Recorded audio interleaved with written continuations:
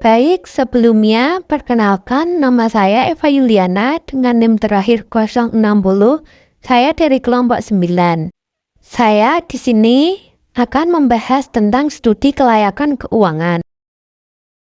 Di sini ada 6 poin-poin yang akan saya bahas, yaitu yang pertama ada pengertian aspek keuangan, selanjutnya ada aspek keuangan dalam Islam, yang ketiga ada sumber-sumber dana, yang keempat biaya kebutuhan investasi, kelima rasio-rasio keuangan, dan yang terakhir proyeksi neraca dan laporan laba rugi.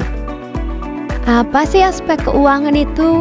Nah, jadi menurut Kashmir dan Jakfar pada tahun 2014, aspek keuangan merupakan aspek yang digunakan untuk menilai keuangan perusahaan secara keseluruhan. Aspek ini sama pentingnya dengan aspek lainnya. Bahkan ada beberapa pengusaha menganggap justru aspek inilah yang paling utama untuk dianalisis karena dari aspek ini tergambar jelas hal-hal yang berkaitan dengan keuntungan perusahaan. Selanjutnya ada aspek keuangan dalam Islam, yaitu aspek keuangan syariah adalah kegiatan manajerial keuangan untuk mencapai tujuan usaha dengan menjalankan dan memperhatikan kesesuaian antara perhitungan keuangan dengan prinsip-prinsip syariah atau berbasis Islam. Selanjutnya kita masuk ke sumber dana. Agar dapat mendanai suatu kegiatan investasi, biasanya diperlukan dana yang relatif besar. Dana tersebut dapat diperoleh dari berbagai sumber dana yang ada seperti dari modal sendiri atau dari modal pinjaman atau keduanya. Jadi sumber dana internal ini sumber dana yang berasal dari modal dana yang dibentuk atau dihasilkan sendiri di dalam perusahaan.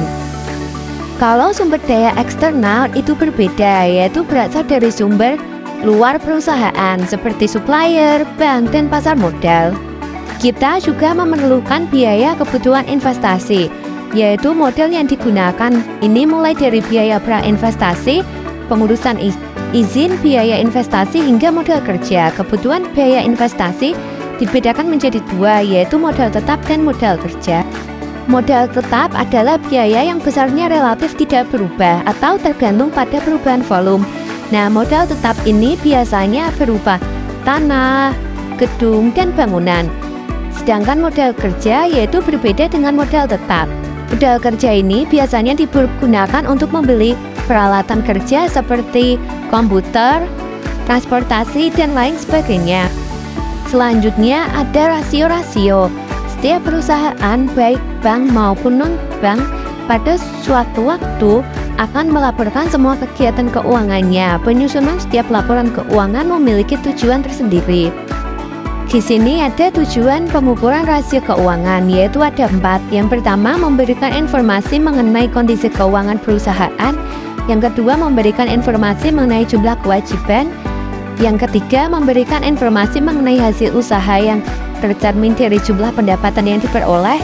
Yang terakhir, memberikan informasi mengenai jumlah biaya-biaya yang dikeluarkan, yaitu agar laporan keuangan yang disajikan dapat diartikan dengan angka-angka yang ada di laporan keuangan. Maka laporan keuangan perlu dianalisis. Alat yang dapat digunakan untuk melakukan analisis tersebut adalah rasio-rasio keuangan.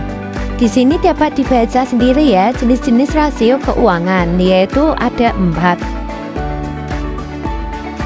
Di sini juga ada proyeksi neraca dan laporan laba rugi.